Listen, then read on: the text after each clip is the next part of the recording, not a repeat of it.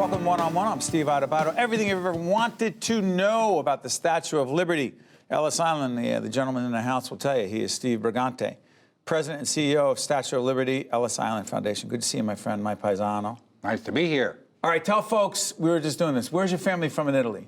Well, we call it Basilicata. Basilicata is how my family would say it. Okay, we'll compromise on that. Exactly. Our family's from Naples. I tell you, my grandfather came here, Luigi Calvello, 1919.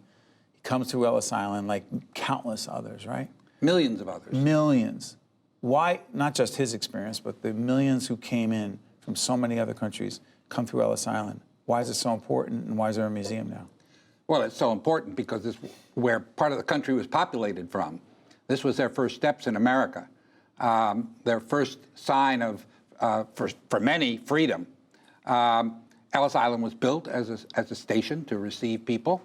And so for us, those of us who are the heirs of the Ellis Islanders, it's a romantic place because it's where our family started in America. So you come in on those ships, those massive ships, and you see the Statue of Liberty. My grandfather used to speak to me in Italian and talk to me about this.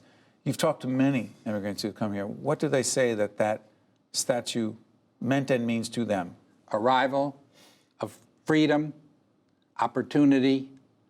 They'd come to this country for many, many reasons, but those were amongst the primary ones. And every picture you see of those ships sailing into New York Harbor, everybody rushes to the side to see the Statue of Liberty because that was their first sight of America. And that's what they had heard about at home. You'll see the Statue of Liberty, you're free. You'll see the Statue of Liberty, you're free. The ships actually went into Manhattan. They didn't dock at Ellis Island because it wasn't deep enough for them. And the steerage class people, of which most of us were, that's right, got off, put on a barge. They couldn't afford anything else. They couldn't, and got taken over to Ellis Island where they were processed. Now, and they got a lot of names wrong, by the way, but I'm not going to talk about that. Oh, what town are you from? Yeah, well, that's your new last name. Yeah.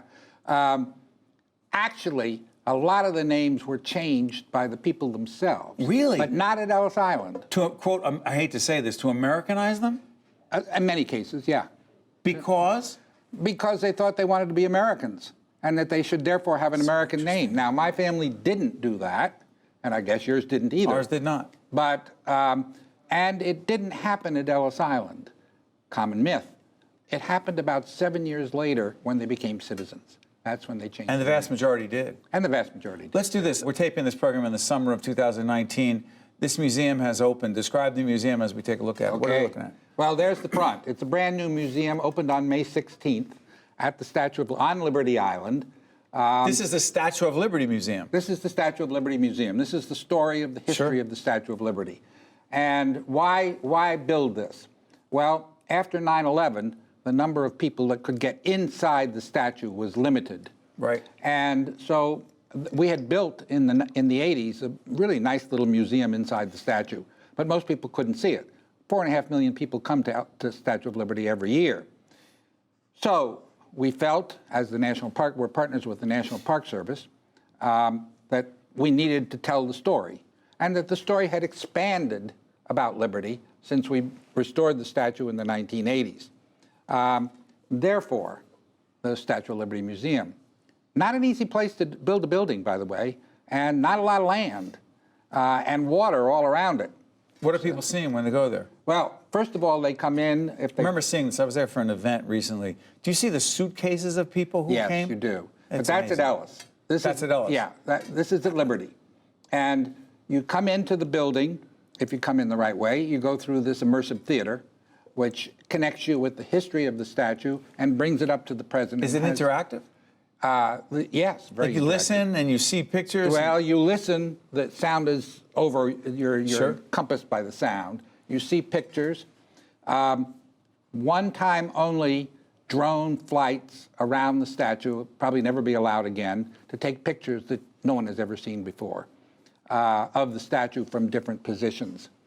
You leave the theater, you go through 3 units of the theater, and you come into the area of exhibitry, exploring liberty, imagining liberty, the workshop of Bartholdi, pictures of the workshop of Bartholdi. How did the statue come from being a reasonably well-accepted thing, lighthouse maybe some people thought, to become the national symbol. That's what the story is all about. There's a story there. There's a story. An important one. And a very important one. And not only the national symbol of freedom, the international right. symbol. I'm curious about something, Steve. We didn't bring you here to talk politics. Oh, no. Even though you have a relative who is, let's just say, involved in politics. Is that Mayor de Blasio? Yes. He's a relative. He's another Basilicatan. See? How about this? Is this museum, is this exhibit, is this discussion, Steve, even more important today given the heated and often contentious debate and discussion about immigration in our country today? I think so. We are a nonprofit organization. All of our money comes from the private sector. We raised about $1 billion to do the work we've done at Liberty and Ellis. And we try to stay away from politics. But obviously, you can't. So what do we do to compensate for that? We have a team of historians that guide us, guide our exhibitry people.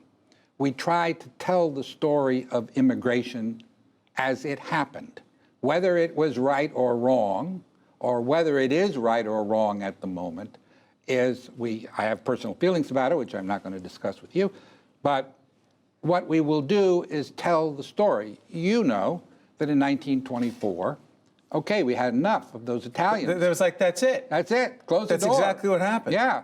And they put the quotas, they didn't actually close the door, they put the quotas back to 1880 when the Italians weren't coming. Same thing for the Eastern Europeans. So de facto, you couldn't get in. You couldn't get in. So immigration has had its ups and its downs. It's always been controversial. It's always been controversial. I remember my grandfather would tell me there were an awful lot of folks who were, just say, not Italians. Well, he was an American, very proud to be. And during the war, he would talk about Mussolini was doing what he was doing in Italy. And my grandfather was like, no, we're American. Yeah. We're not with him.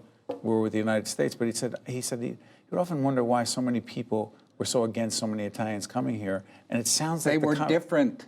It's not that much different than the conversation not now, today. Not now. Everyone says, oh, yeah, it was so different. Was it? Yes. I mean, they looked different. They dressed differently. No, what I'm saying is the same debates. The same debate. Exactly the same debate. Exactly the same. Well, we're better off because Steve Briganti is in the house. He is the president and CEO of Statue of Liberty, Ellis Island Museum. You started back in what did the foundation? What did Lee Iacocca ask you to do this? Yes. And the rest is history. Yeah. Well done, Steve. I'm not one-on-one. This is one-on-one. We're the Steves, and it's worth checking out that story. Go visit. Be right back. One-on-One with Steve Adubato has been a production of the Caucus Educational Corporation, celebrating over 30 years of broadcast excellence. Funding for this edition of One-on-One with Steve Adubato has been provided by RWJ Barnabas Health, the Port Authority of New York and New Jersey, the Northward Center, New Jersey Sharing Network, the Russell Berry Foundation, Suez, and by Wells Fargo. Promotional support provided by Insider NJ and by Meadowlands Chamber. Transportation provided by Airbrook Limousine, serving the metropolitan New York, New Jersey area.